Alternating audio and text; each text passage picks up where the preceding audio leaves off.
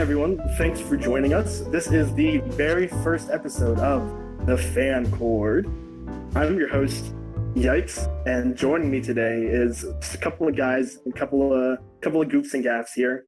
We have Gavo. Gavo, how you doing today, buddy? I'm doing alright, I guess. I mean, like, I have P5 loaded up, obviously, but yeah, I got popcorn, so I'm cool. Honestly, you've got the gamer chair. You're leaning back. You're killing it. Too bad this is an audio-only podcast. Viewers would be in for such a treat right now. Yep. Yeah, sorry you guys can't see my balls, but yeah. All right. And other voice, who are you? My name is Nanako. Nanako. I am working on making Shin Megami Tensei content for my YouTube channel, which you can probably find the link below if Yikes here is not fucking retarded. But I also have a Patreon. Patreon shout outs. Bro, you literally I don't care. You don't have to donate. It's pretty bullshit. I haven't even dude. You know, alright, I guess if we're shamelessly plugging our channels, then Gav I. Alright, let's do the plug. Let's do the plugging at the ending. The people are here for Persona. Alright, let's go back to Persona. Let's go forward, guys. As you guys know, as the people may or may not know this, but we have expert opinions when it comes to Persona. Yes, I do. I am that fucking elitist about Persona. And it's not even Persona with you, because you've played Megami Tensei. Oh, fuck yeah. SMT4 is, like, fucking awesome. I'm sorry, I'm still going through all the SMT games, but I've played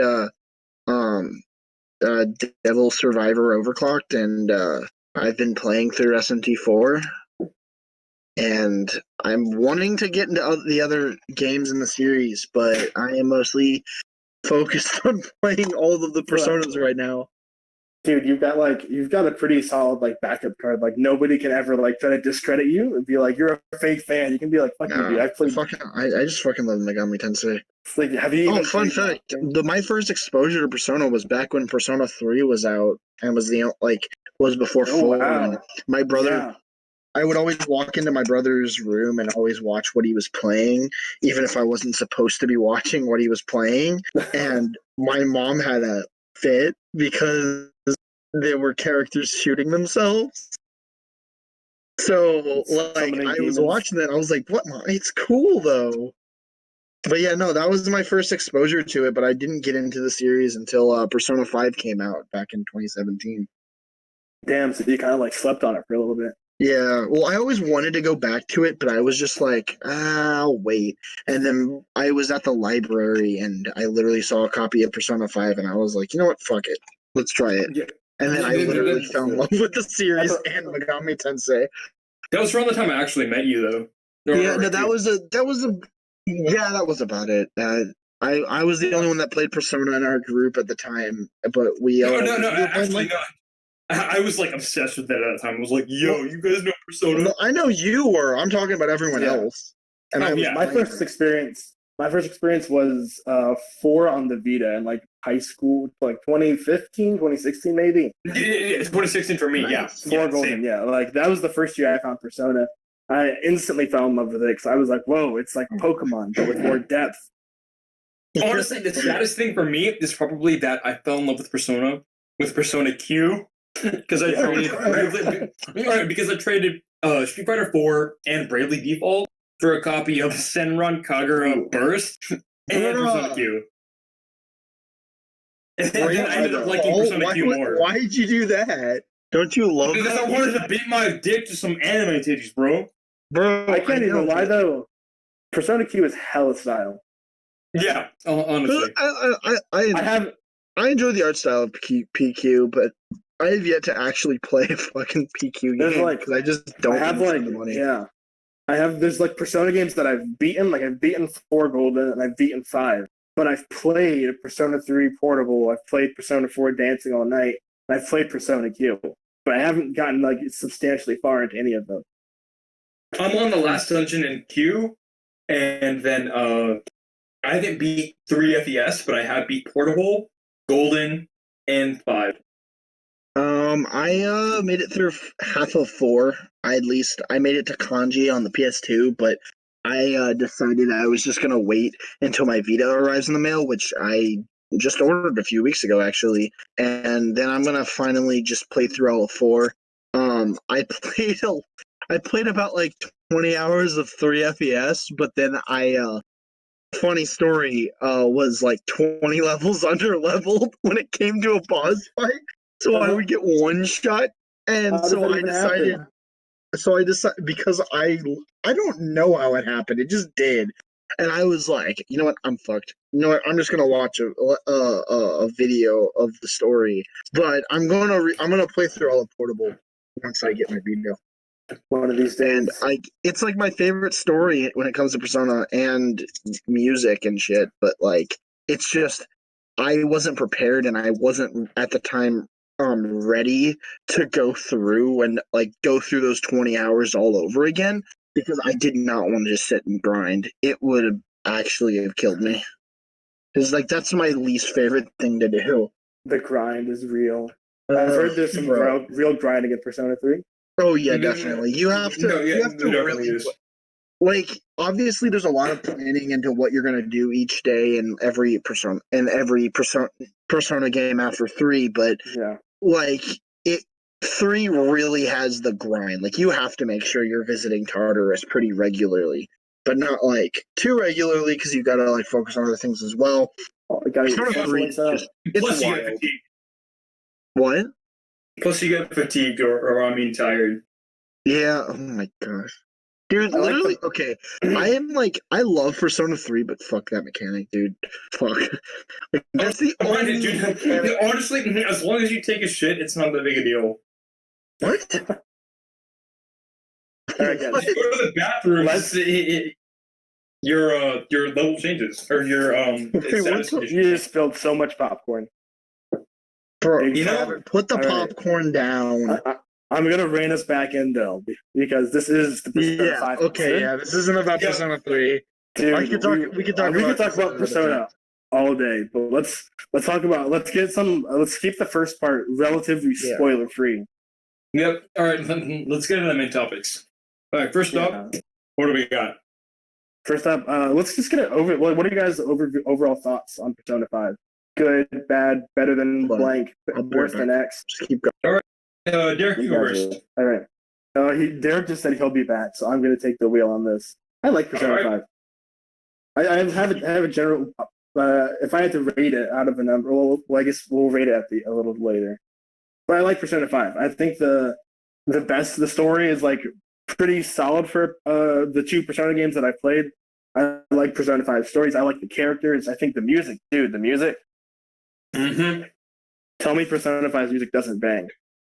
It obviously does, as do every other game. That's like one of the best parts about Persona is that no matter which game you're playing, you get good music. Yep. I feel like overall the game kind of like peaks in the beginning a little bit, and then teeters off. Just kind of the story as more characters get added to the roster. I feel like some of them don't get as much time as they should, and we're talking about definitely when it peaks. We're done. Kind of like the game kind of peaks a little early, but like the rest of the ride is fun. It's just like I just you know what I mean. Really, it can be a bit of a slog. Yeah. What are your my how do you overall feel thoughts? Are you like happy with are you happy with Persona 5? Oh my gosh, yes. It's like my favorite game of the bunch to play. Just because mechanically and when it comes to gameplay, it's perfect. Obviously the story is not perfect whatsoever. Yeah, the story has a lot of its characters, even my favorite character is literally shafted, which is a catchy, and we'll get into reason why later, I guess. Oh, for sure. And but the game itself, it did not it peaked at the very end of it for me.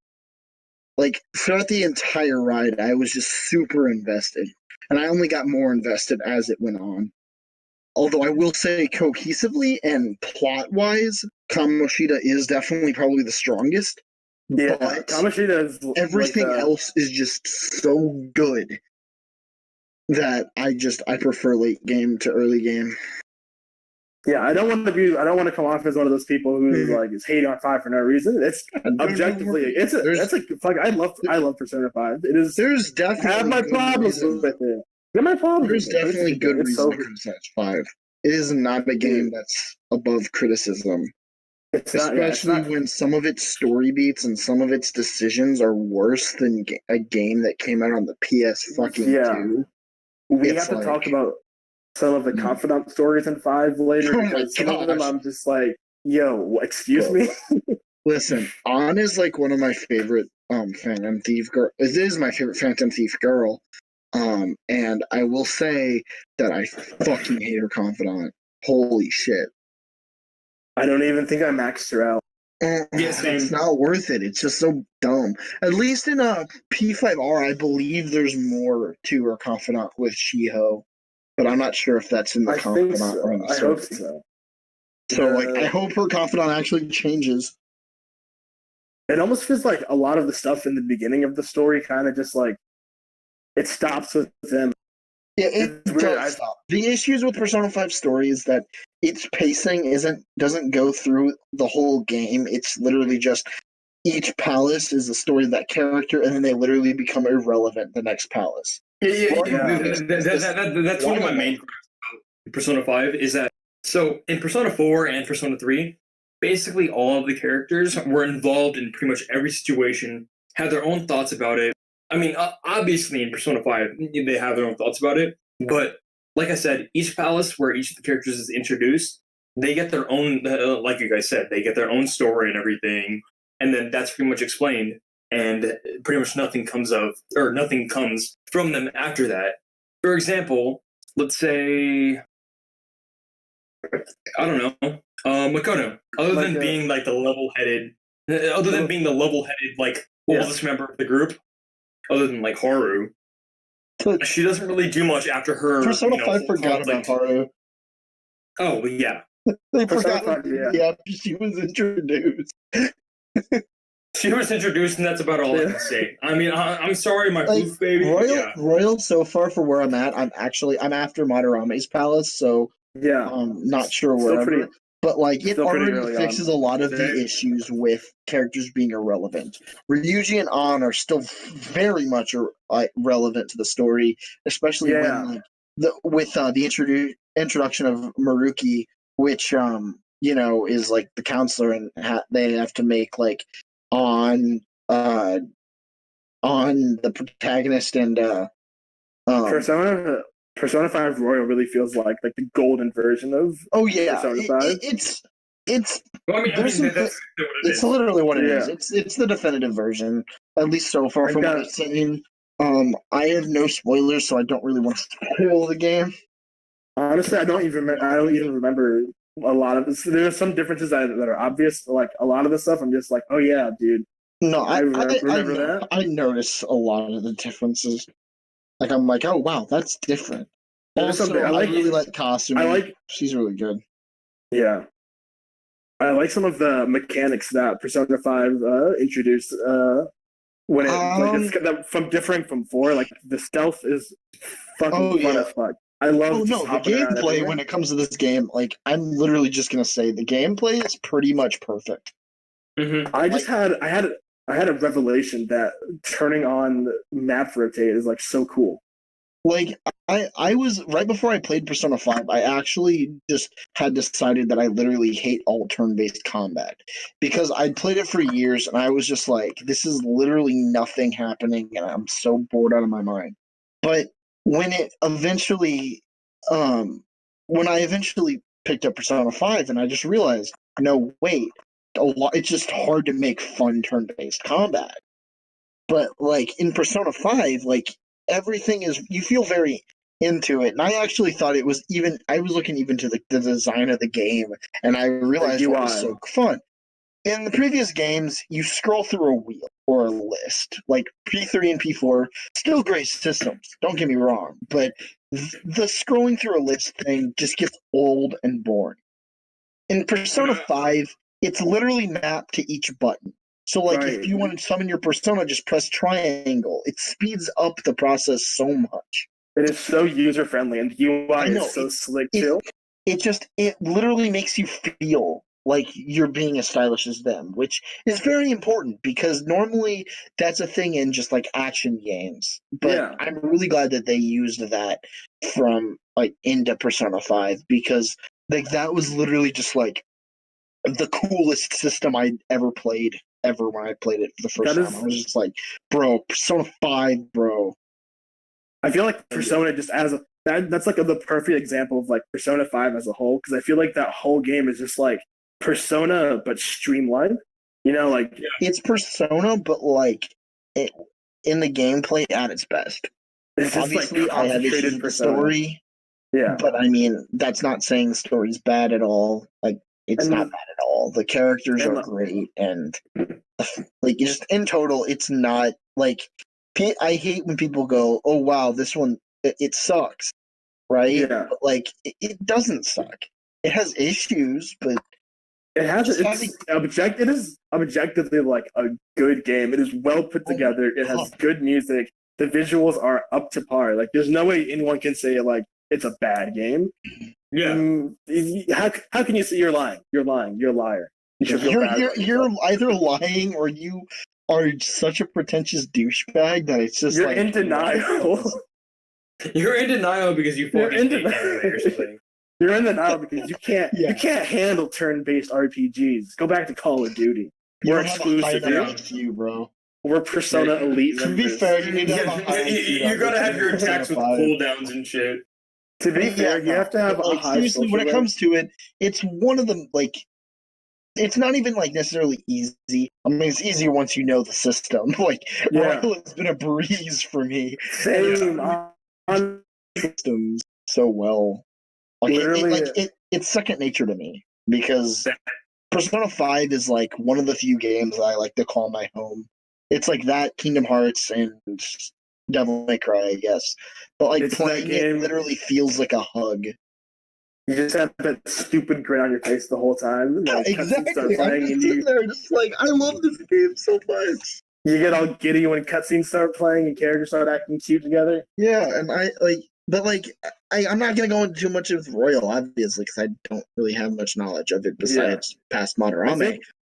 I think it adds a lot of good content in it that the vanilla game just was lacking. Yeah. I think the last thing we should talk about is Gav, how far are you into Persona 5 Royal? Same I'm place as us. on June 6th. Madarame. 6? I think at the end of this thing we should just talk about Persona 5 Royal fully, or maybe should we do that for another video? Maybe.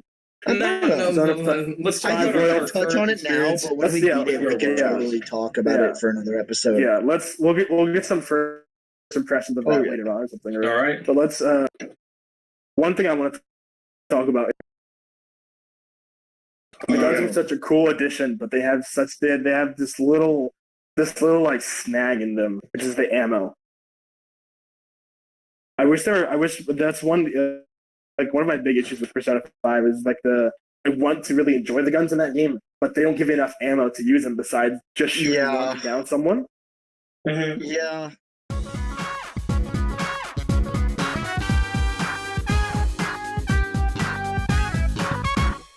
I love how the first hour of like every Persona game is pretty much just tutorial city. Like they like the first hour is like talking. Make it first 5 hours, bro.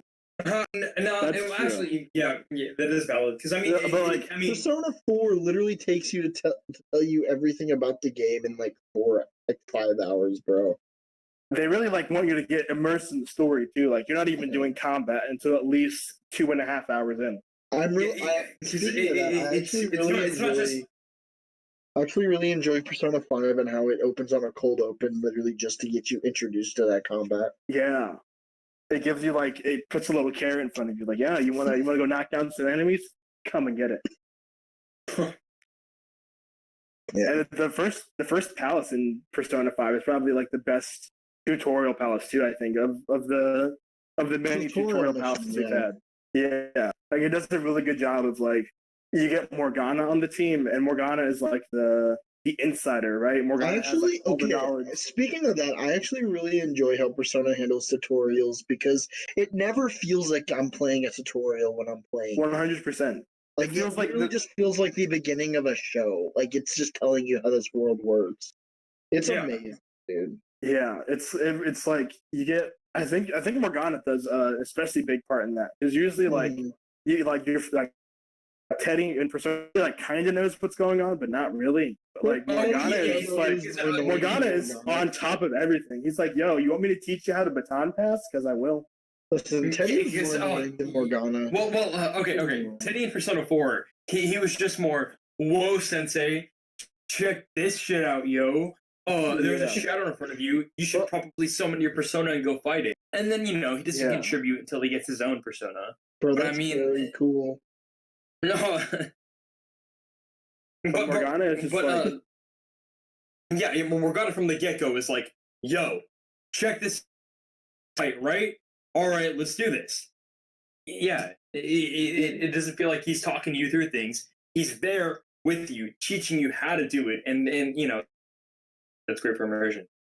and he's not a big fat bear with a zipper on his neck, so he's got like an actually good design going Yeah, on. dude, listen, I know lots of people have strong opinions about Morgana, and especially I fucking during that. But literally every other time, I genuinely like Morgana. I think he's a really good mascot character.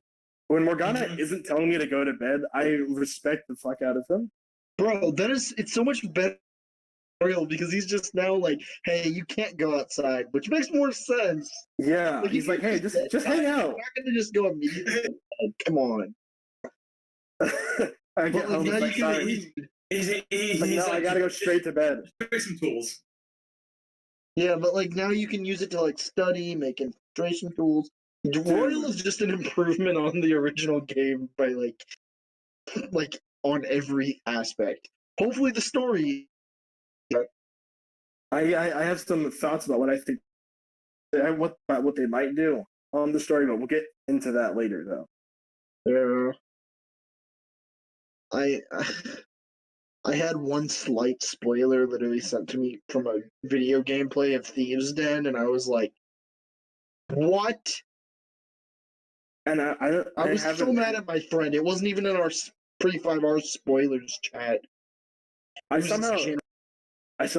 managing to avoid all spoilers on Persona 5 Royal so far, and Final Fantasy, odd enough. Oddly, I know the spoiler, but I wanted to know, and I didn't really care enough to play the game yet. I'm gonna play it eventually. I actually don't know the spoiler for Final Fantasy, but I do know the Mama spoiler dies. for He dies. Aerith dies. spoilers. Oh, hold it, cut. That is a 20. That's like Redacted. 20-year. Who knows though? What if it's a spoiler that it's not a spoiler? Who knows? We don't even know. Who knows what'll happen in the next? Yeah. Well, what if we're led to believe that Aerith doesn't die, but then she actually does? Bro. So bring it back.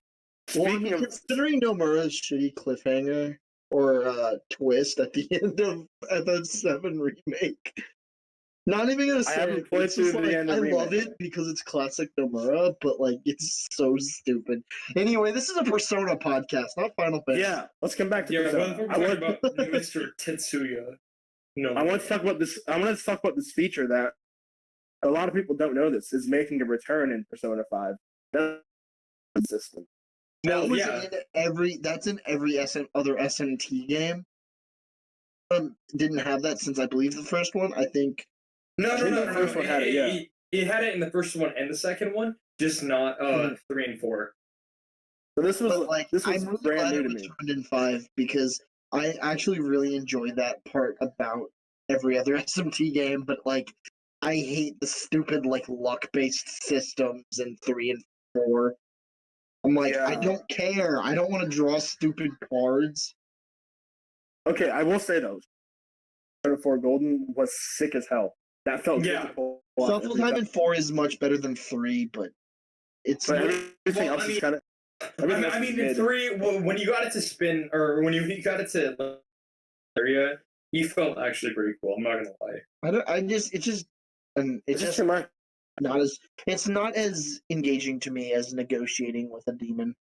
Also, Stop being actually fighting Persona 5, you actually fight weapons rather than the stupid shadows, which I like obviously that still too. called shadows, but like they're not like the actual like Persona shadows from every. I didn't know that the monsters in Persona 5 were demons from S&T. Like I Yeah. figured they came from somewhere, but because I'm unfamiliar with S&T Uh-huh. universe, so it was weird to see like actual character. You've always I was- used the yeah. SMT demons in Persona, but like I'm really glad that you actually fight SMT demons. Yeah, 'cause I remember so much booting nice. up 5. Yeah, I remember booting up 5 for the first time and remembering because the other enemies were just like they had that weird mask face thing, right? Bro, I literally hate almost all of the shadow designs. At least like random encounter shadow designs in 4 and It 3. was like a face with a table on it. It was like, A bro, table- I hate this. That's my A only big- issue with those games. Like, come on, embrace the fact that you're Shin Megami Tensei. I hate you. Yeah, I like a lot of the mythology and stuff that goes into some of the demons in Yeah. Persona 5. Honestly, I really hope that, I don't know. Oh, hey, when's that was SMT5 solid. gonna come? After Persona 5 Arena, probably. Bro, if that even comes out, they're probably gonna announce Persona 5 Dancing 2. Persona 5 Dancing Q. Who Bro, are some of listen, I love Atlas. I love Persona 5, but I have all these spin-offs. Just release Arena, you cowards. we've had a lot of games. Just give us Persona 5 Rumble or Persona 5. I want to talk Give me a about. Persona I want to talk. 5 H game, please. I want to touch on strikers later too. Oh yeah, Yeah. yeah. I Scramble? actually played a little bit of that. I have a Japanese PSN account, so I Nice. downloaded it, the demo at least. So I played a little bit of it, but I didn't play I much played through the because a demo lot of it too. was story. And that's like Persona 5 2, It literally is. which is I'm excited for it. Hopefully, it actually comes to the West because Atlas was just asking. I thought survey. it, They I know they sent out a thing to some royal owners who bought came out and were like, "Hey, are you interested in if this came to the West?" And it's like, yeah, yeah. bruh. I know. Is it? I've when it first got announced, I wasn't into it. But now that it's like an actual continuation of the story of Persona 5, this is like it's weird to see like this sequel to the one story, but then the original story gets a reboot. But it's like Persona 5 story is so much bizarre stuff happening and so many bizarre characters that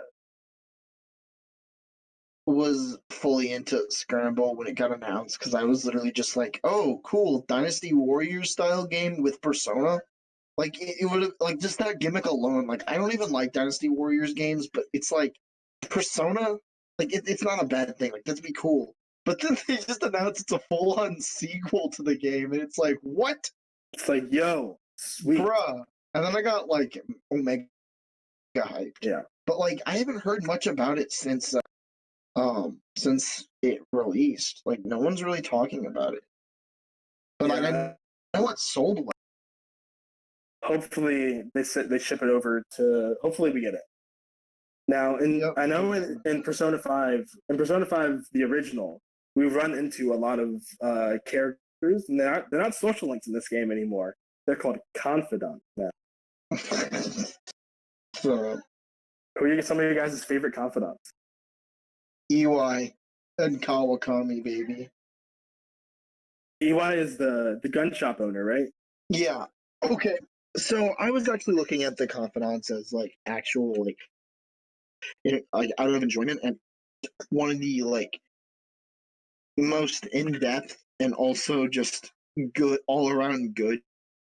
And then I also really enjoy Kawakami because one, she's best woman. Fuck best you, woman. Fight me. No girls. Yeah, no, she's not best girl. She's best woman, bro. Best woman. She's best queen. woman. Queen. Best but queen. I also really enjoyed her confidant because it was just very good. I don't know the ones outside of the Phantom Thieves besides Ryuji, but like Yeah. they really like miss the point. It's like it just they as like their confidants don't feel as good. Some of the third like just the outside forces They like don't, they don't. but I think that's because they gave them abilities now. Which Yeah, I don't think their side characters had like abilities, did they? In the other Persona games, none of them did. They just added to Arcana Burst, I believe. That yeah. mechanic. So I think there's two ways to look at like what's your favorite confidant is like. Do you like them because they give you really good bonuses? Do you like them because you're Well, I like genuinely both of interested them in the to be story? honest. It's just the stories of like people like On, where you have to put down On to get more more points in her confidant. It's like, why would I Yeah, have to put her down? She's literally 100% in the right. I think the confidants are at their best when it's just you and the other person, and you're either working through their problems or just like hanging out. You know, I feel those are like my a favorite lot of the sections. issues is that they introduce new characters for the Phantom Thieves in the confidants, and it's like Yeah, Super Butterbonds actually talked about this. Gavin, you probably know. The issue is that it's just they keep introducing characters that were not in the story. Like An's confidant should have been about her and Shiho and getting to know her through that 100%. But then it was just some random model chick, and it's like, dude, what? Or like why Ryuji's is so It's good like, is well, because the only actual like antagonist of his confidant is someone that was in the story of the game. It was the track team, and it's about them all coming to terms with and it. that yeah, Yeah, that has a but like personal connection to that. yeah, That's like part of his also why backstory. Haru's confidant's actually one of the better ones as well. Only antagonistic force is her, way. Too bad Which we nobody's were ever going to already see it. invested in the story. But like Ewok, like the other characters, the outside forces, they're like it's normally fun new antagonists because they weren't in the main story often. Right. So like with EY, it's talking about Yakuza shit, and it's like, but like And my I don't know. EY is just phenomenal. I it's love that. funny. It's funny that you mentioned EY and Haru because like my two biggest issues with Persona 5 as a whole is they don't give you access to them early enough. EY and uh, Well, Haru I because to get to understand that. EY you have to have level 4 You guts. have to To get, dauntless guts. yeah, that's pretty deep into like the game unless you're only grinding out guts. Which good luck on your exams. No, I don't know, man. It's fine because it gives you a reason to replay. But like another issue is that there are confidants that you literally will never run into unless you're looking for them. Well, yeah, Like there's a couple. Chihaya and Shinya. Like I literally listen. This is how I discovered Chihaya was a confidant. I beat the game, and then I was just rewatching the ending of the game. No spoilers, but I see that whole moment when you see all the confidants get up and talk, and it was like the 100% all confidants maxed video, and it shows this blonde girl, and I'm like, wait, who the fuck Who is is that? she? Am I missing someone? Is there like Yeah, I was like, what? I was like, I know I didn't max everyone out, but like I knew all the characters, right? No, I didn't. I didn't even know Chihaya was a person. Like I knew she's one of Shinya the was because of the Get Smoked hat. So she's one of the best confidants too, like ability wise, I benefit disagree. wise. I Really, think she's really. good, but I don't really like her that much. I'm oh, it's raining over here. I thought she was useful. No, Gavin, well, do I you mean, have any I still enjoy some of her stuff, but I'm just not the yeah. biggest. Gavin, do you have any favorite Gavin? Gabo? Oh god. We lost Oh Gavin. no, he died. Rest in peace. I'm gonna DM him, but yeah, no.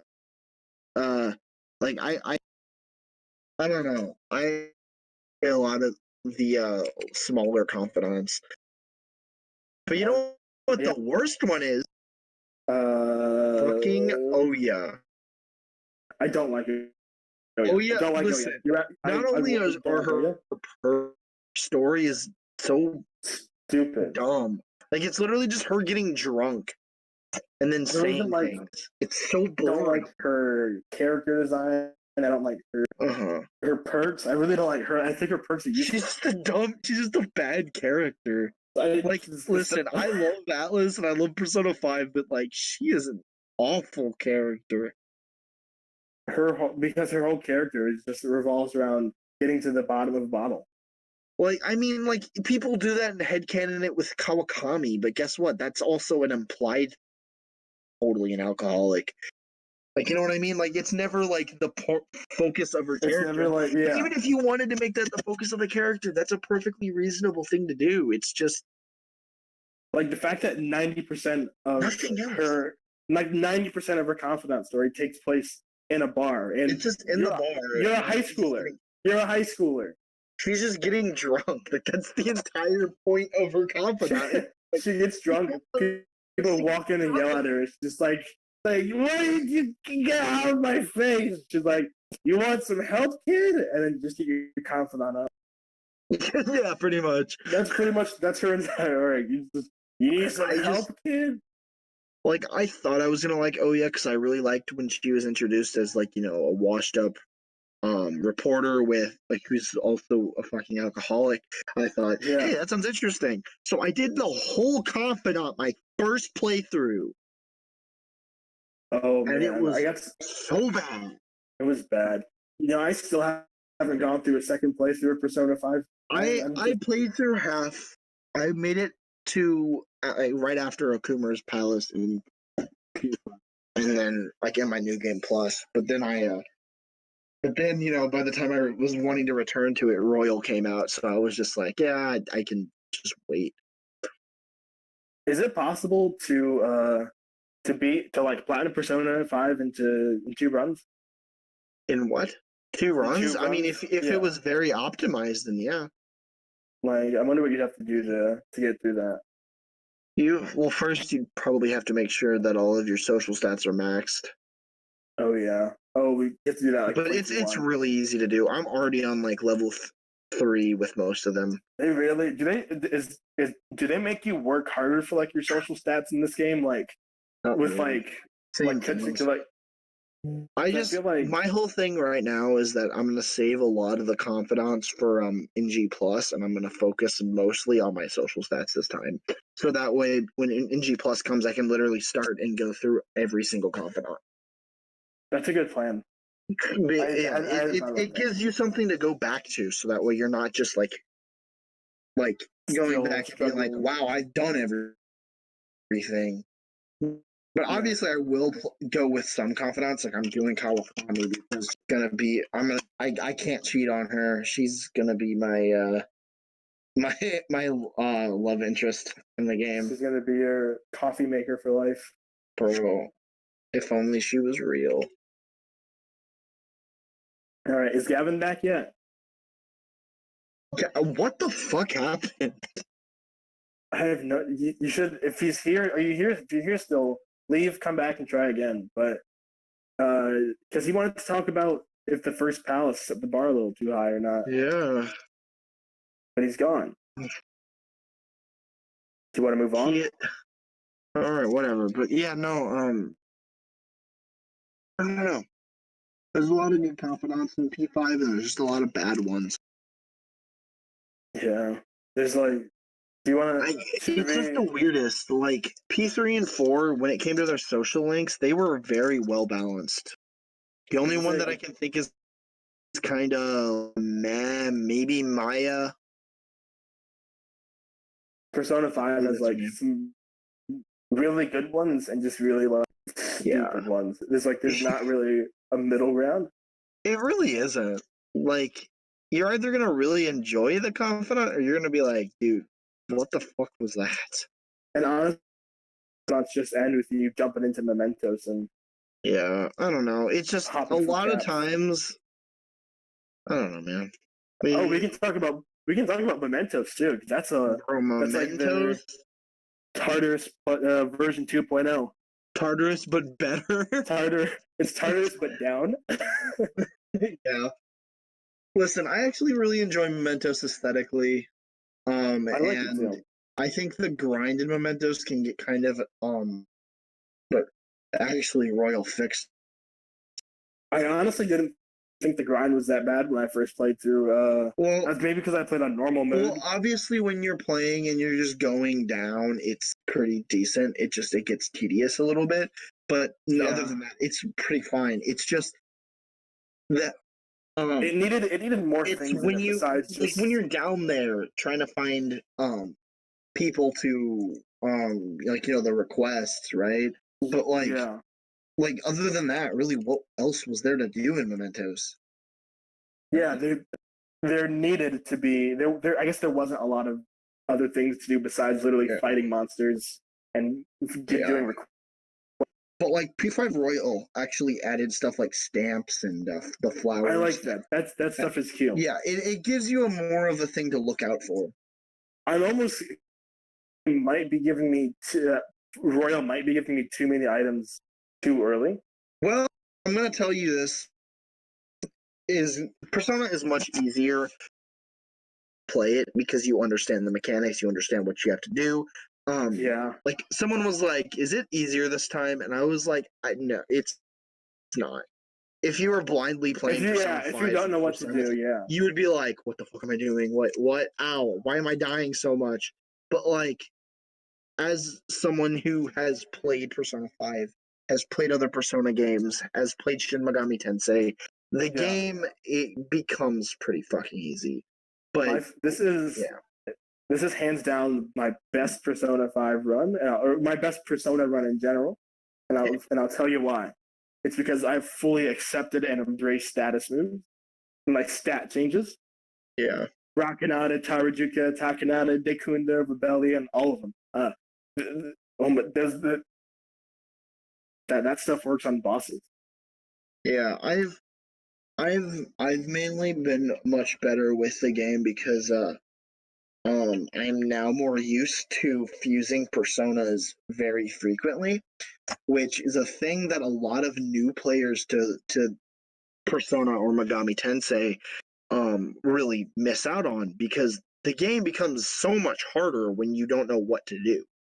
But like once you understand fusion quite a bit, and once you understand that you're not supposed to get attached to your personas, then it becomes a much easier game. Like it's like Pokemon, you're supposed to pick out a team and play them the rest of the game. Yeah, they're your in friends Megami forever. Tensei, you're literally like they're exposable. Like they're disposable, dispendable. Your friends are your actual friends and not your battle creatures. But like your battle creatures are literally just tools to use in battle. Don't even I care more about the moves and abilities my battle creature has than the creature itself. It's more about the moveset, and that's why fusing and you get more movesets of moves available to you. Don't forget power, but like your personas or your Megami Tensei demons, they're expendable. You're not meant to get attached. And it's kind of hard because I still had that Pokemon mindset going into 5 when I originally played it, so I wanted to keep characters on my team. And I kept Carson on my team out of respect, but as I reached late game, I realized I was like, fuck, I need to start using this mechanic more. And then once I did, the game became so much nicer to play, and it felt like I was actually conquering these fucking demons.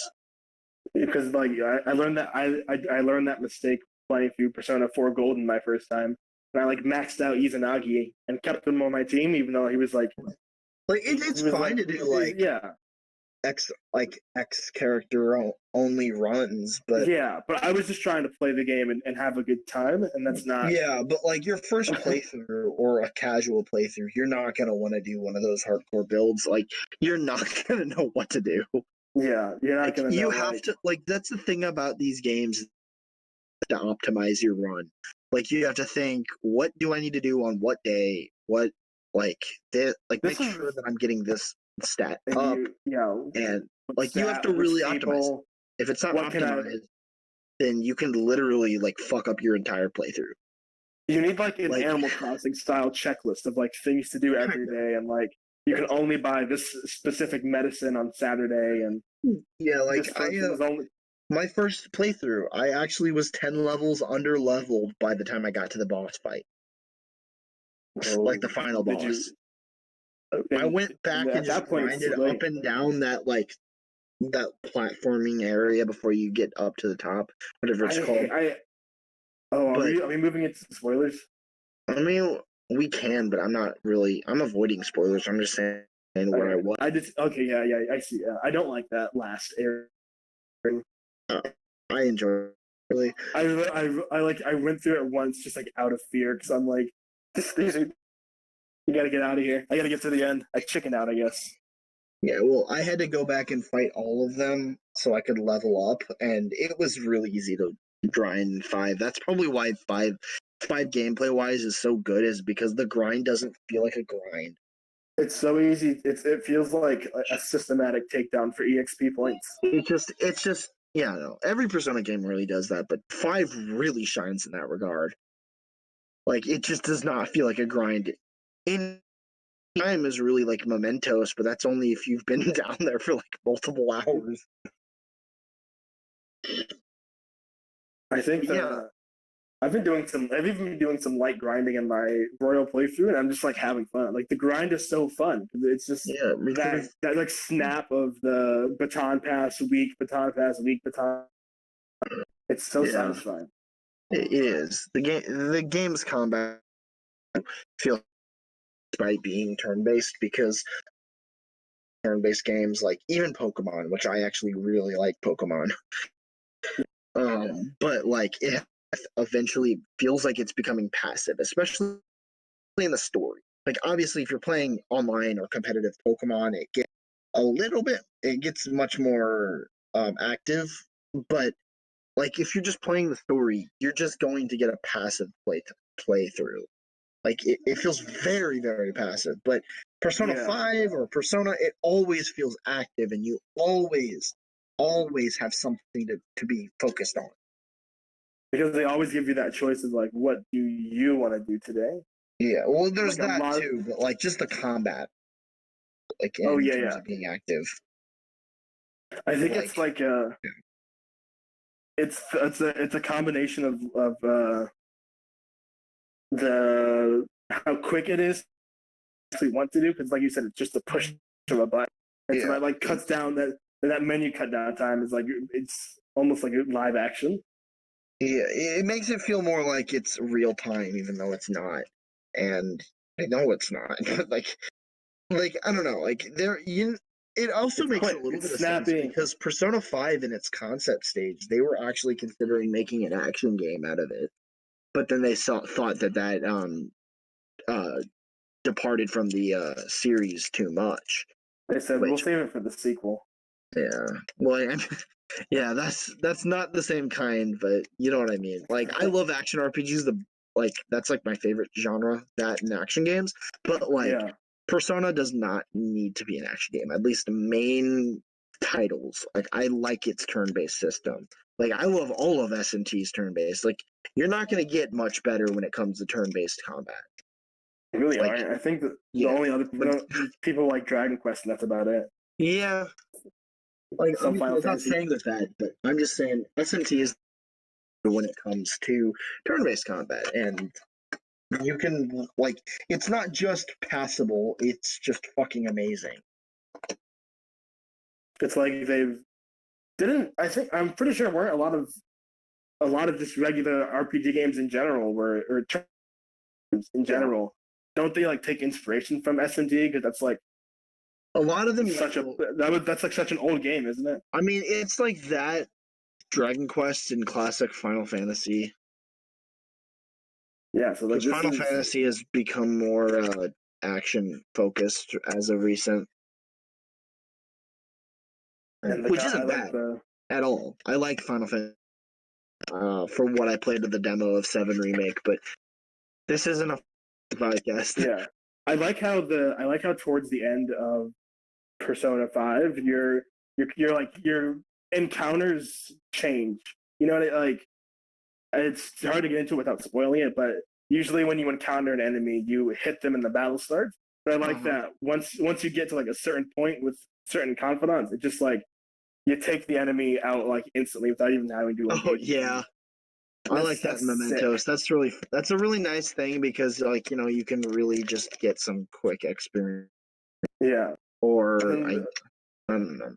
And this is also like the Skyrim syndrome. We have to stock up on lockpicks constantly. Yeah. Persona 5, you have to actively though, which I actually enjoy quite a bit instead of you just finding them. I feel like if you fuck up and don't have enough to infiltrate a palace, you fucked yourself. You're kind of screwed. You need to go home too because you got to go home. But you don't really want to because when it comes to palaces, you want to clear them in like a day or two. Every single moment that you don't spend in there is literally wasted time.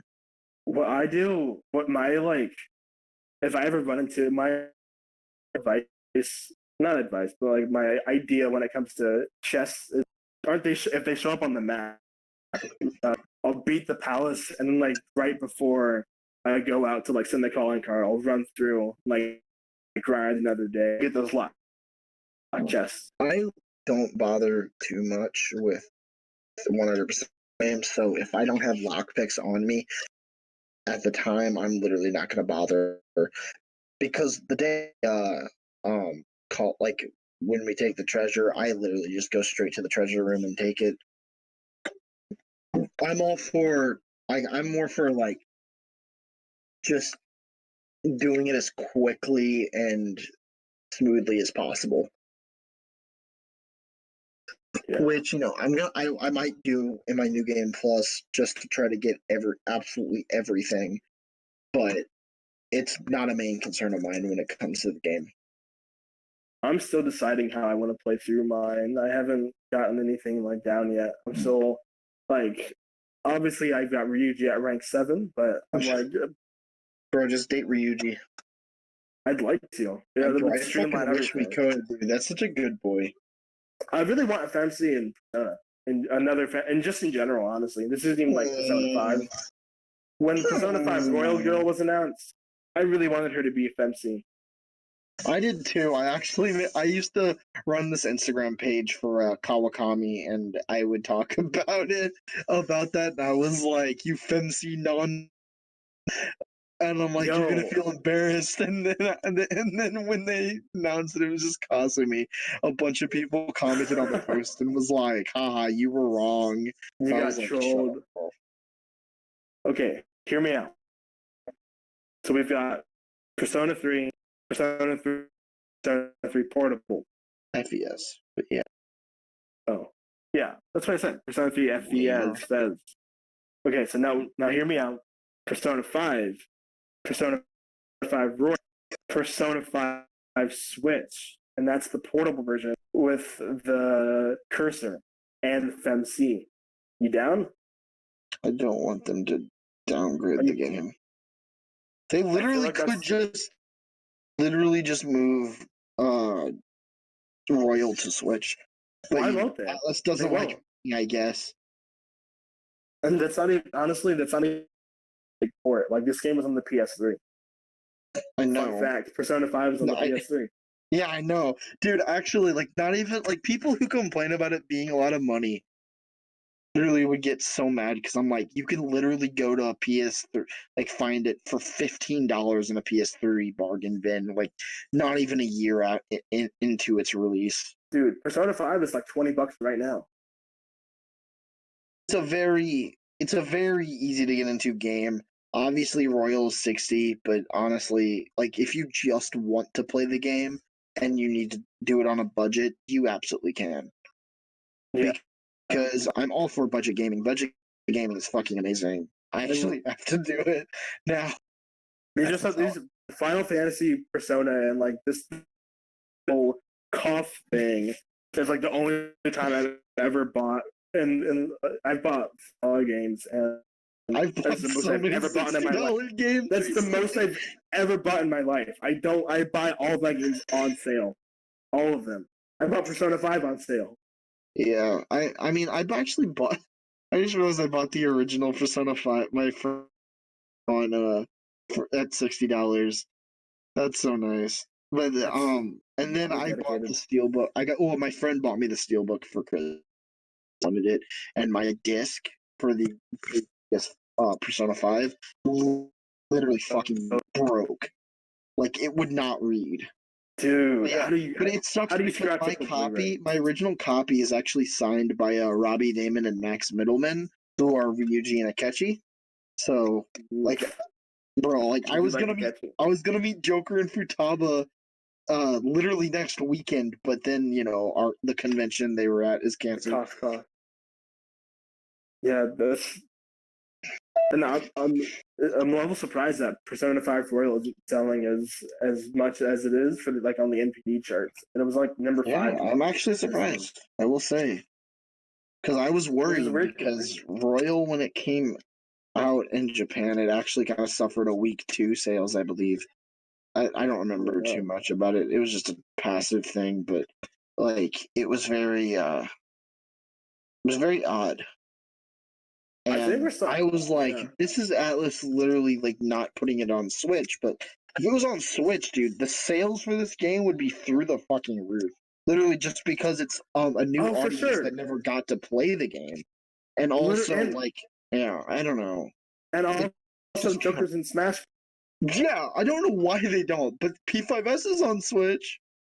And why would they put that on Switch when it's a sequel to Persona 5 and nobody that's selling well on Switch. On a console that doesn't even have the original game. Yeah. And you still want to release Royal on Switch. Dude, Atlas does not even 5. Not even the original PS3 game.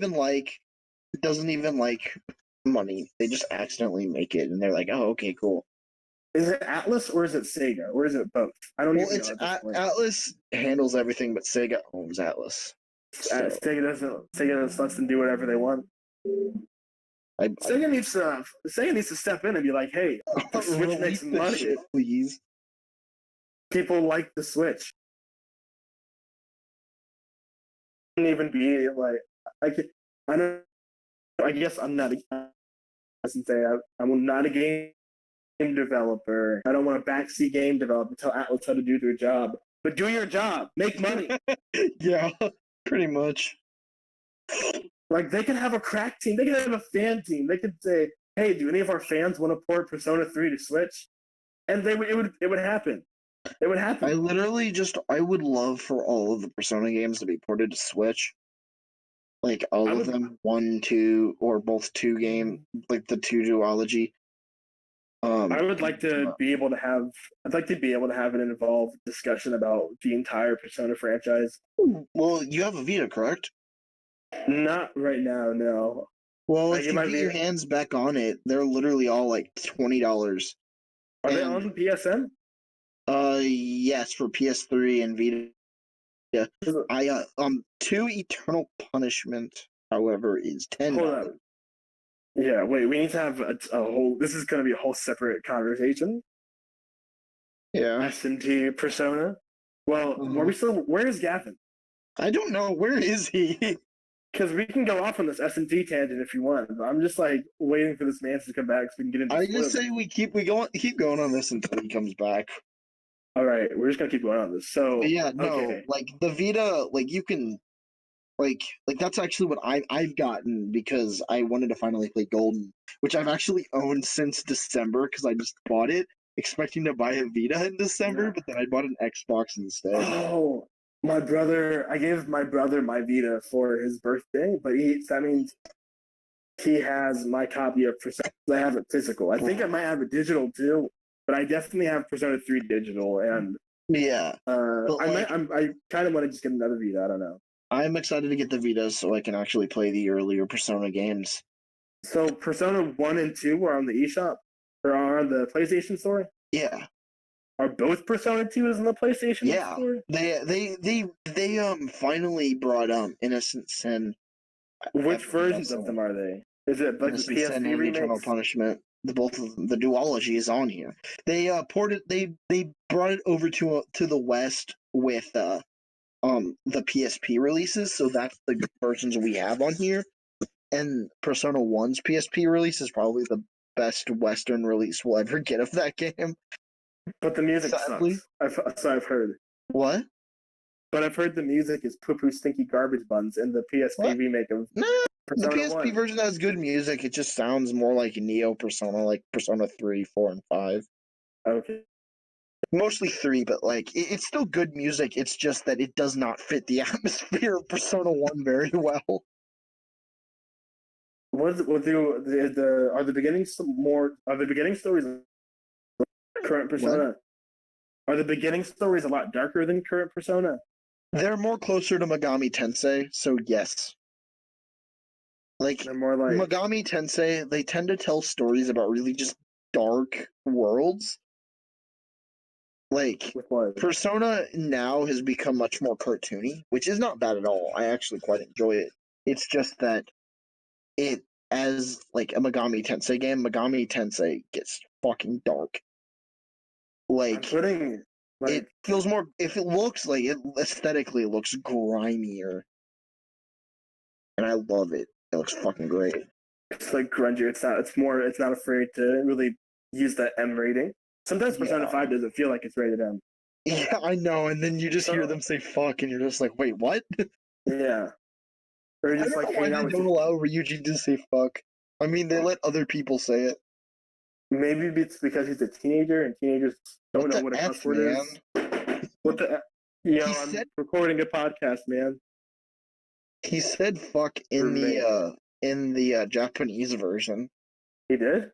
Yeah, at one point in the game, I don't remember where it was, but he actually like if you translate it, you're like, wait, he was supposed to say "fuck" here, but they changed it to "what the f, man," and it's like, what? Do the kids even curse in Persona games? Is that to keep them relatable?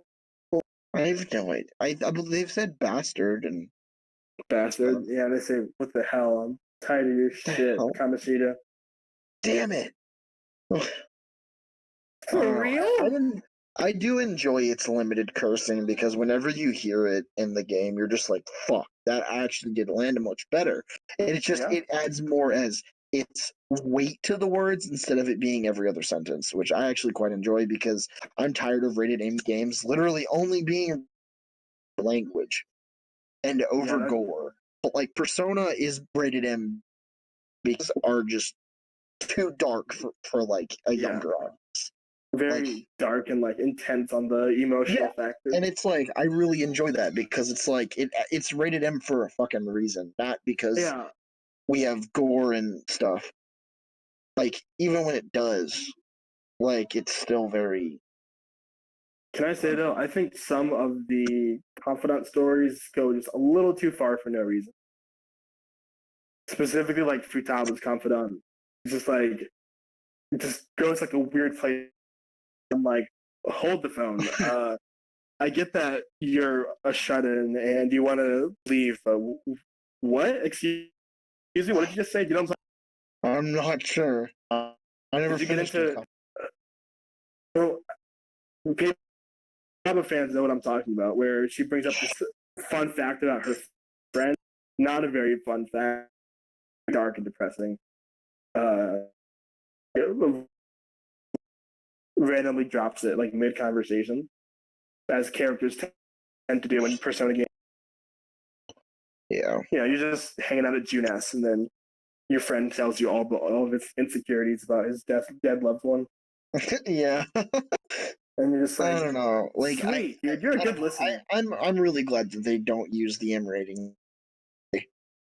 Yeah, I'm glad. Like, obviously, I fucking curse like a fucking sailor, but like it's just nice not to hear it 24/7. It's usually pretty tasteful. Yeah. For is like obviously I have no problem with like heavy cursing. It's just when it's all I hear for like ever, it just there's a part of me that's just like, you know what, I don't want to fucking deal with this anymore. Well, hey, I think that solves the problem then. That's why Ryuji says what the F. Yeah, but if he was always saying what the fuck, well, no, like he said what the F. He just said what the fuck in one scene apparently, from what I've and that's read. like that's that one scene that really makes the impact. Like, whoa, yeah, it would have been now like, he's what mad. the fuck, and it would have been like I'm trying to think where it was. I think it was at Futaba's palace. I don't remember. I literally just read some shit about it, but like I didn't really do much more research into it, so I could be fucking wrong. But I think he probably would have in one scene. I think Ryuji is like alternate universe kanji. Like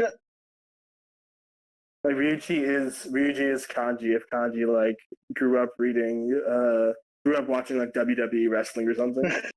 running track instead of selling. Bro, listen, I love kanji. I don't like that Ryuji's confidant is a lot of just like people yelling at him and shitting on him. It's like Ryuji or kanji? Ryuji? Yeah. Ryuji gets done dirty like a lot in his. But I mean, then again, like I love Ryuji, but in his past, he did do a lot of shit. I mean, yeah, like that was actually a part of his redemption. Is that before the events of the game, he was just like he was always open to rebellion. And I actually read an essay. I was watching a video essay on this, I believe. I don't remember where it was, but it was talking about what the themes of rebellion really meant, and it was talking about how violence isn't always a bad thing, but it's the application of violence that matters. And Ryuji's application of violence literally only fucked over the entire team, and it didn't like do anything. So it was like no one in the game, no one blamed him for attacking Kamoshida. But they were like, why would you do such a thing there? It's how he did it, why he did it, and when he did it that they were really against. Should have waited until he was out. It was like after school, and he had like his skull mask on. That would have solved. Well, not even like that, but like just like they use violence against the characters in the metaverse so much more, like all the time. Like they're fucking violent, dude. But it's just beat the crap out of a lot of people. Yeah, but you know what I mean? Like it's just like it's okay to fight back sometimes. Like if someone's laying a hand on you, do that. But like you just got mad and attacked him, and all it did was fuck him over. It didn't help anything. And then, I don't remember what video it was, but I've watched so much Persona 5 content. I've been watching a lot to like study up too. Yeah, I saw this one really good. I fucking love Persona.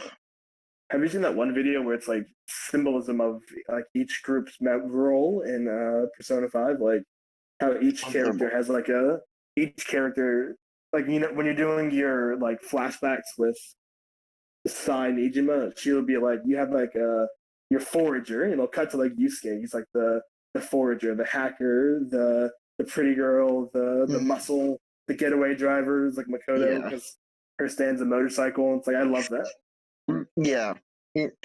No, I don't know. There's so much little details in this game, and there's so much like story-wise that you can dissect and analyze, and I just love it for that. I actually brought up Persona 5 in an essay I had to write in Myth and Legend class of high school. Because the essay topic was about fate and like how myths and legends handled it, and it was like contrasted to something that you see in modern day. Like what is fate portrayed as today? And I brought up Persona 5 because that game is literally about taking returning it. Yeah.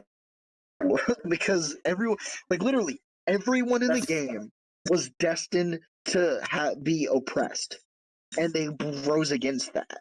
And it's about overturning. Like even toward the end, like when they get okay. BTFO'd. Do we want to go into spoilers now? I don't think so.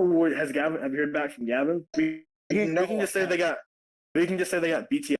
Yeah, I guess so. You know what happened with that, and it's just like, and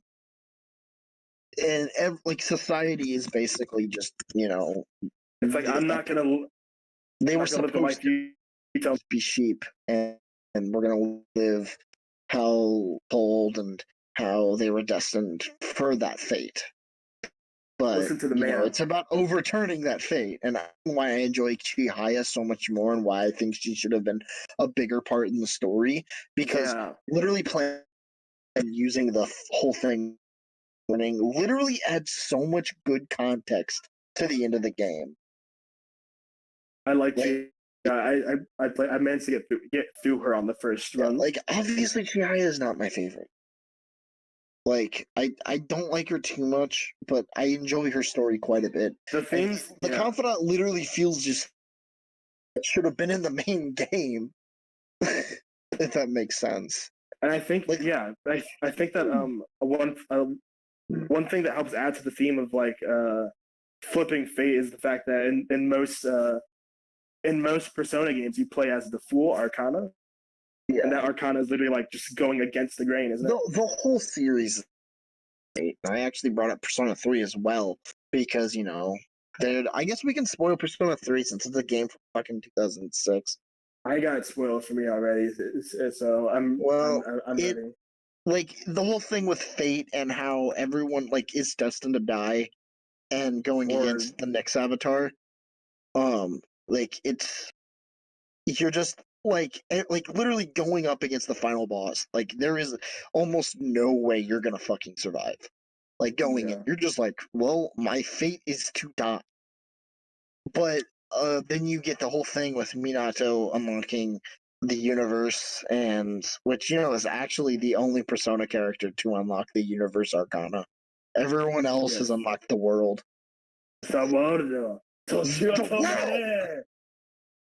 But yeah, no, every other Persona protagonist has unlocked the world. Yuna Arakami, Joker. I don't know. I don't want to call him Rina Mamma Mia, but I don't want to call him Akira Kurusu. I don't know. I like Akira Kurusu much better, but isn't I feel like Brandon kind of. What's his name in 3? 3 name is Minato Arisato, which is my, and I'll refer to him as Minato, but his canon name is Makoto Yuki. Makoto. Yeah. But the whole thing with overturning fate is that you literally over saying these people are gonna live longer. And his whole thing. I don't want to talk. Because if you haven't played Persona 3, you definitely fucking should. Like, I know it might be a little scary going into it because it's such like an older game and it's a lot less up to today's standards than something like Persona 5 or even Persona 4, but like it's still worth it because when you actually put the time and effort into it, even just watching it, a bit of it, I just I couldn't fucking beat it because I didn't want to grind for 20 fucking hours. Which version of 3 would first? I would kind of recommend Portable, to be honest. Really? Because FES is great. Don't get me wrong. If you just have a PS2 or a PS3 and FES is the only thing available to you, fucking go for it. But in FES and base Persona 3, you can't control the party. It's that. You legit, they're AI based.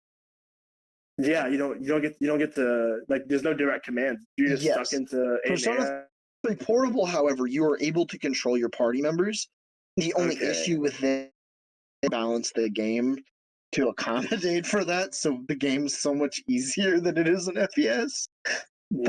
But either way, it's great, and I'm actually gonna play through, actually finish and play through the entire game myself with Portable, so that way I'm loser. but I genuinely fucking love the game, and the game, yes, but that literally adds to the atmosphere of the game, of its whole that whole feeling of despair and just what's the word? You have to the whole it's that whole hopeless feeling of that. Hey, what am I just gonna say? It's like when the moon reaches out to the stars in the sky. That feeling you get when you feel like I've never felt like da da da da da. I never felt like. But yeah, it's a fucking game. But it has the best story. It has like everyone always tries to tell me that the Persona 4 cast is better than 3, and while I like the Persona 4 so like The I'm Persona sorry, 4 but cast Persona has 3, I really enjoy this thing about it, and it's that it's really not just a group of friends. It's a bunch of coworkers who end up becoming friends. yeah, it has that like organization dynamic that Yeah, the investigation team you doesn't really have. feel that because like, they're like co first and then Yeah, friends. like And when I first played through a portable, Akihiko is like my manager. Jeez. yeah, like you're not gonna like you're not going like it's not going to be like Persona 4 where you're literally just a group of friends. Persona 5, however, it feels more like, vigilantes and that are friends that happen to be friends. But like it doesn't have that as cohesive of a feeling to it. Like I just think my main issue with 5 stories just it feels so loose compared to the other games. Like 3 and 4 are very tight games. Like Yeah, its writing and story and plot is like you look at it and you're like, I don't feel much loose ends. But Persona 5, it feels like there's just like a few areas that just did not get tied completely. 3 has like the widest diversity of like main Persona users, not in Oh, for fuck. content, I love it. age, class, literally species. Yeah, Persona 3 is just color, bro. One of the characters isn't even alive. Yeah. I That think also is that a thing in the game? I what think I know. Aegis? Yeah. Well, Aegis is a robot, but she is considered. Huh. Is that a spoiler? Not really. Cool. I mean, Yeah, I it's still haven't. just, I haven't. I but thought yeah. about just getting a PS2 for. One of the biggest issues with FES is just that its epilogue, the answer, literally fucking ruins the ending of Persona 3. Like, I literally went from watching that ending to going and playing the answer, and I was like, why the fuck are they all That's not good. like, Well, maybe honestly, this. I would have preferred it if it was just an epilogue that was literally just a visual novel, no gameplay, and it was literally just about how what everyone did with the sacrifice at the end of 3, which I'm Wait, not. but doesn't the FES and FES stand for festival? What? Doesn't the FBS and FES stand for festival? I, I don't fucking know. I thought I, that doesn't sound very happy to me. I thought the FES was for festival. I don't think so. Does it not stand for anything? I swear. I don't That think Persona, so. 'Cause I've never heard I anything standing for anything. am I crazy? Is that not a You thing? might be. I don't know. But like, Is it, huh. I don't know. It's just that like the game, it goes back to being gloomy, like the whole Yeah. game, and it's just like, what was the whole point of that? Like So honestly, everything's I just would have loved to just follow the characters around like a year later and see how they're like just check in their lives and see what they're doing. Like like it could have tied into Persona 4 Arena and like talked about Junpei getting a job being a baseball player or something. honestly. Like it's what are they doing with their second chance? Like the game literally mirrors Jesus' sacrifice like in the Bible. Like so and it's That's just like they're given a second chance at the end. And hmm. it ends so beautifully because it ends so open. But at the same time, I would have loved to just see an epilogue that was like these characters just going about their day-to-day lives. Like, oh, I got a baseball scholarship or something. Like, I don't Right. know, just something. Like, I don't need to know that. I don't need to like have like this big story where fucking Aegis gets the wild card. Like, technically, the answer is canon, but nobody fucking cares. Like, nobody. Does the is the FemC considered canon, or what's the deal with that? No, but maybe because of Q2. She's Everyone in kind of cute. thought that Fancy was just kind of forgotten initially because she really didn't do much outside of Portal, and they just kind of forgot about her. but then Q2 got announced and they showed Fancy, and that just basically confirms it. I So think she's a main character in that game, isn't she? yeah, you could literally play as her. In Q2? Oh yeah, okay. So I want to delve a little bit into the weirder Persona projects because I love them. No one talks about them. There was a stage musical for Persona 3 called Persona 3 The Weird Masquerade, and it was split essentially into two different shows, which would have one with the male protagonist and one with the female protagonist. And I'm just going to say, you should go into watching that. I love it. Like, its music is fucking great too. Like, I'm really into theater, so passion for it, and I really enjoy watching it. And I was talking about it in a Japanese theater panel that I was running before the con I was going to got canceled. But like, yeah, I was such a funny show. Like, there's this scene of Shinji cooking, Mm-hmm. and I'll have to send it to you later. But it's so fucking funny. Like, they use the mass destruction battle theme as like a "I got caught" It's super intense. sound. Oh no. It's so funny. Like, I genuinely Baby, died baby, laughing. baby, baby, baby. Like, oh man, I just I wish a lot more of the lesser known Persona projects, because people always talk about, oh wow, they make the fucking dancing games, dude. They're fucking milking it. But like, they made two fucking musicals. Yeah. Like, two. I've been looking into. I did some research for a video, which you guys check out on my profile on my YouTube channel. But I was looking into the staffing for the Persona movies and animes, and I found a lot of crossover between Persona projects and Digimon. Yeah. Like, I thought it was like the director and storyboard for the four Persona 3 directed the latest Digimon movie. Mm-hmm. And like, the director for Persona 5, the animation, was a storyboard animator on some of the earlier Digimon OVAs, which were directed by Mamoru Hosoda. So there's just like this crazy like. Mamoru Hosoda worked on a Persona.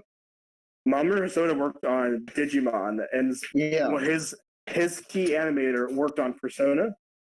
Oh, okay. I was gonna His key animator. Dude, I am like the biggest Mamoru Hosoda fanboy. Like, I would know if Mamoru Hosoda worked on one of the Persona movies. No. There's like a very like just like 6 degrees of separation between them. They're super close. They're just barely touching each other, dude. Mamoru Hosoda, but yeah. Yeah, no, I was gonna say, because I was like, dude, you're like, is that Gavin that I heard? And go immediately watch it again. Did I just hear Gavo wrestling around? Oh, I swear I heard his thing. I saw his thing pop up. I don't know. He might have fallen asleep like a retard. He does that a lot. Like, we'll literally be in a call playing a game, and then I'll be like, Gavin? Yeah. Gavin? Huh? Oh, I hear him. Gavin. Let's just yell his name. Oh, are you there? Yeah. Where have you been? I don't know, dude. I just feel like, I don't know, off and on. I don't know. He fell asleep. He fucking fell asleep. Fucking during a podcast. I know, right? He had one too many. Retard, bro. I'm the one that got 3 hours of sleep last night. Maybe. This is what happens when you live in Germany. Bro, this is why you need to stop being a fucking Nazi. You deserve to get doxxed. You deserve to get doxxed? Oh, yeah. I just doxed him, dude. Everybody knows what country he lives in. But yeah. They've already found his home address. But yeah, no, the Persona 3 fucking... The musical is fucking great. And fun fact, the music was actually composed by Shoji Meguro. Like, he came to do the music. And there's some songs on the musical that I'm like, dude, this is...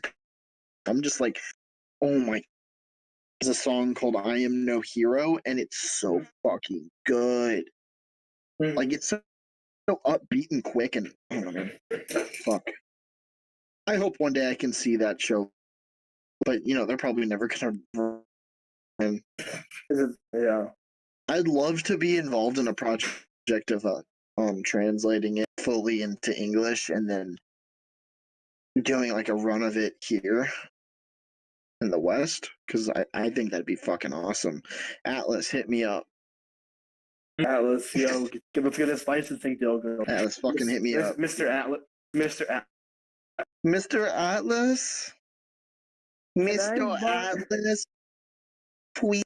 Can I translate your play? But yeah, no, like, it's a fucking good show, and I would love that. Language barrier is just such a lot of people, and like it's just one. If that was broken with it and was actually translated, and people could actually, people would fucking love it. Like it's fucking hilarious. Like there are moments that it's literally just looks like a bunch of fake like cosplayers just fucking acting on stage. Mm-hmm. It's fucking hilarious. Scenes like they have scenes. Oh yeah, it's fucking great. Like Junpei's Second Awakening. I believe that was in the show as well, because it follows the story of 3 pretty much, from what I know of. Was it? Man, I really hate that there are people out there who have only played Persona 5 and think that is like everything. I can't believe there are people that have only watched a Let's Play of Persona 5. Like there are people who like, oh yeah, Persona 5 is everything about Persona, and it's like Persona 5 is not where we started. Persona Q is more of a Persona game than Persona 5 technically. Persona just as a tone that like I feel like it's a thing that you can't really just get the full experience. There's no way. The game's aesthetics and everything, and the lore especially, like there's actually lore. Like every game in Persona is connected. Yeah, they reference different characters in 5 and 4. Just that, there's that, and also just the fact that like Igor and what's his fucking name? Pieman, Pythagore, Bellslinger, Pieman, Philidor, Elizabeth, Theodore, Margaret, Justine, Caroline, Lapis Lazuli. Lol, EGF. There was this guy that why am I forgetting his name? Pieman, it's Pieman, isn't it? Is it Payman? Paimon, the mask guy. Hold on. I just know, and Royal especially, and I think they mentioned you can get a poster of Reset in your room in Persona 5. They mentioned that they mentioned Naruto when they bring up Akechi for the first time. Yeah. I don't recognize a lot of 3 references though, but that might be because I haven't played it. It's not Pay. I know it's not. But it's like Philemon, isn't it? Philemon, that's his fucking name. Yes. I don't know why I forgot that. But yeah, like there's stuff like that. Like obviously he's not in the game's See, I've never even played this game. Why do I know it? You're a fake fan, dude. Yeah, I am. Totally a fucking fake fan, bro. No, like it's the only issue with this is that I fucking forgot. Like I literally knew it. Like I was talking about it with my brother like a while back. We were just talking about film and stuff, and because I was like, wait, why the fuck do you have to be given a persona in Persona, like, or like what happened to him or whatever? And it was like in Persona 1 and 2 and the 2 duology, you were gifted a persona pretty much, and then eventually it became like you yourself unlocked it or awakened it, kind of thing with 3 and going on. Yeah, and my brother's played the game since like at least Persona 2. I believe he's played it since Persona 1, but I don't fucking know. Yeah. I would be interested in going Persona back to as a whole is just so fucking good. And because it's about the real Persona was the friends we made along the way. shut the fuck Shut up. I up. will literally. It's time to kill you. Time to take over this podcast. Time to take him out. Time for an all-out attack. Attack. Okay. Did you see that, Shinji? Did you see that in here? Looking cool, Joker. Oh, Joker. Woo!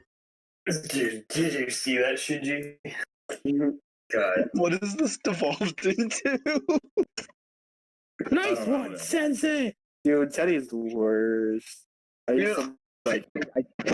Literally, it's literally Monokuma, but sucks. I'm just kidding. They're Monokuma. nothing alike. That's. But they both make bear puns.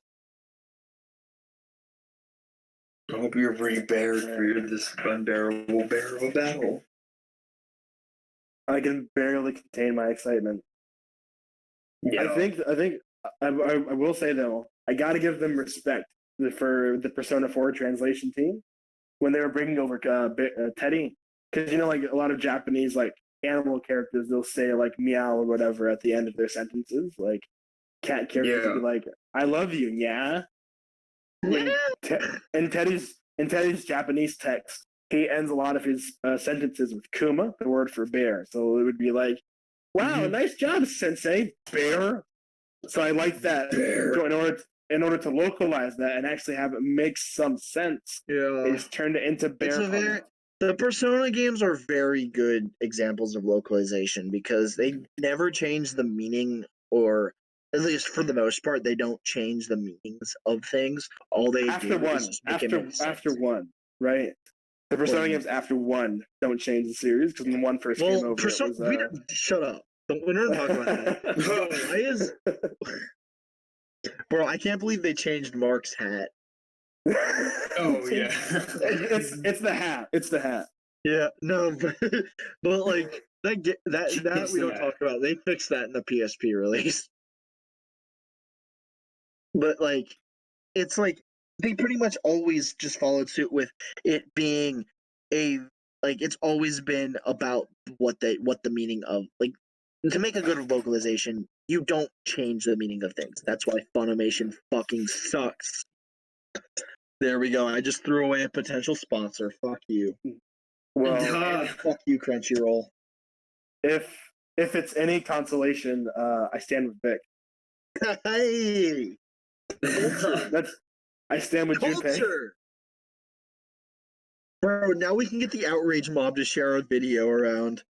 Dude, yes. I'm gonna be I want to be as hated as Fither. Bro, hell yeah! But like when it comes to it, the game, they always change stuff. Like they'll always change stuff. Like that's just gonna happen with translations because direct translations don't work. Look at the fucking Evangelion Netflix dub. It doesn't, or at Netflix translation. It does not work because it is a direct translation almost. Yeah, of course it's more like the original, but our language has different meanings with different words, and that's the ADV translation was literally just the game, or it was more of a localization than a translation. Like it was more. That was better. It makes sense to a Western audience. But like when they changed shit, like in the Kobayashi made the Kobayashi's Dragon made dub to like talk about the patriarchy. It's like you did not make that original line make sense. Like, hey, she did not say that. Like you literally just made this really fucking stupid ass like game. Like, or like a stupid ass political reference in a thing that is not your intellectual property. All you are doing is bringing it over to the West. You are not there to change the meanings of, or the meanings and intentions of the original creators. All you are meant to do is create, like, make it make sense in a Western audience, and that's why the fucking Persona games are like so well. Well done. So well, they respect the source material, and They the dub do. is usually pretty respectful too. They've Yeah. always have great actors. Oh, fuck yeah, dude. I mean, come on, Vic fucking Mignogna as Junpei Iori. Matthew Mercer brings like 95% of Yusuke's charm to him. Well, I would say Oh, like yeah. 55%. Fucking 55% of Troy Baker, Yusuke's, Sanji. yeah. Dude, Kanji is such Dude, a Max Middleman as Ryuji. Like, I literally will hear Max Middleman speak because I actually. Oh yeah, fun fact: if you go back and watch Robbie Damon's vlog of Anime STL 2018, I believe it was, then you can see me at the front of the area. Like I was in the front seat in a Ketchy cosplay at the panel. It was so cool. But like hearing his voice, I literally I know he's other characters, but I cannot hear anyone but Ryuji. And then same thing with Robbie Damon. Like I'll hear him in something else, and I'll be like, "Yo, that fucking bro!" Like Robbie Damon voiced Sway in Bread. Oh yeah, yeah. Oh, Morgana's voice actor was in something recently. Sothis and Fire Emblem. Yeah, Sothis and Fire Emblem. Isn't it A2 in near A2? Is he? No. No. Yeah. Really? Yeah. That's crazy. You're lying to me. I can't. Wait, no, that's Jeremy Lay. Hold on. Sorry. Yo, guys, it is like 3 a.m. I'm gonna get off, dude. I'm like dying. Right. Fuck yeah, you, no bro. wonder you fell asleep. Yeah. Fuck. Next time we're going to full spoilers. I think we did a pretty good job of keeping this entire thing. I think we could totally do another podcast. Our next episode could be spoilers of Persona 5. Yeah, honestly, we just need to go over the main topics. We need to do like a spoiler version of Persona 5, then a non-spoiler Royal, then a 6-0. spoiler. She voiced 6-0. Sorry, not A2. 6-0. 6-0 is the main operator, right? I believe. I haven't played past the first ending. I'm lame. Ooh. All right. But yeah, no, that's 6-0. Yeah. Yeah. All right, but I had some fucking fun tonight. Yeah. Yeah. Dude, this is I did too. How can you say that? How can you say that when you fell asleep? How much fun did you have? Fuck off. We carried this podcast. You said, dude, you guys really did, honestly. I tried to contribute at the beginning and I just died. I'm sorry. Yeah, you I legit thought you just fucking died of something because you went from talking to just nothing. Yeah, I thought maybe he's just letting us carry the conversation because he doesn't know what to say. Yeah. No, I mean, I tried, and then you guys had your own things, and then eventually I just passed it. It's okay. It's fine. Somebody casted Dormina on me, and I fell asleep. All right, I'm gonna go though. All right. Yeah. All right. Have a good night. Wait. Do you have anything you want to plug before you go, Gavin? Just Gavin Mellon. That's it. Yeah. Yeah. Well, all right. Nanako, do you have anything you want to plug? Yo, you guys should go to my Patreon. It should be in the description of this video, but it's patreon.com/tricksternanako. I literally you don't even have to give me more than $1. Literally $1 would literally make me cry. Trust me. If you want to make me cry, just donate to my Patreon. All right, and don't forget to. Oh no! Yeah, we're also saying Vulgar. You go ahead. Guys, don't forget to like, comment, subscribe, all that good jazz. Follow me on Instagram and Twitter at Yikes. And that's gonna do it. Signing out from the PHANCORD. We need a cool intro. Give me a cool intro. Gavo, hit me with a cool intro. Or outro. Right now. PHANCORD! Persona! Persona! Persona!